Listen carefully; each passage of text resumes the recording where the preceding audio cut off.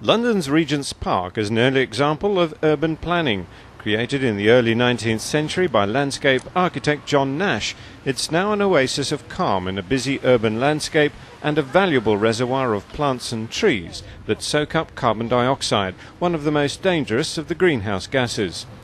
Regent's College, formerly Bedford College, has its own answer to the human need for a natural retreat with a formal courtyard garden, an appropriate setting for a conference hosted by the Landscape Institute. Landscape and climate go hand in hand. I think that's pretty obvious if you think about the way in which climate is affected by mountain ranges, coastal areas, cities create heat islands. So anything to do with the landscape and the creation of new landscapes or the management of existing landscapes usually has to involve chartered landscape architects who are the experts in landform and making places where people need to live and work. The two-day conference is aimed at highlighting the opportunities for landscape planners to help create a new low-carbon environment for the 21st century. Addressing the conference, the keynote speaker Hilary Benn, Britain's Environment Minister, began his speech with a stark warning. We are consuming the Earth's resources currently as if we had 3 planets on the go. Now, we've only got the one, we don't have another 2 hidden in a cupboard behind the stage here, we've just got the one. And so the greatest challenge that we face is living within the Earth's capacity to sustain human activity and human existence, because that's what it's about.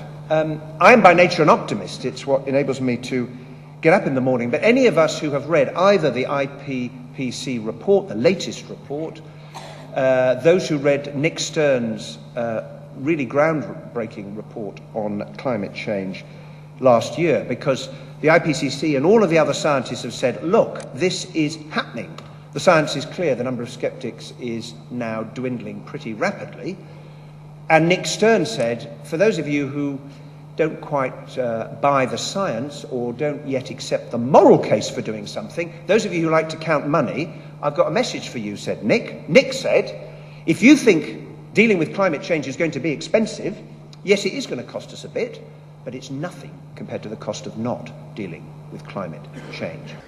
Mr. Benn told the conference urban and landscape planners have an important part to play in finding local solutions to climate change and in showing the world how to live in ways that are not damaging to the Earth.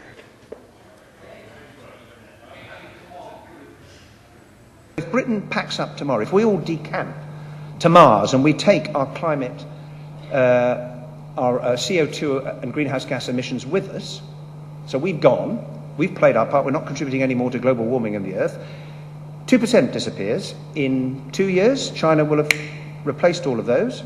Even if all of the rich countries of the world upsticked and went to live on Venus and took our emissions with us, because of the concentration of CO2 in the atmosphere, because emissions are rising from the developing world as they develop economically, the remaining countries would be left with the problem.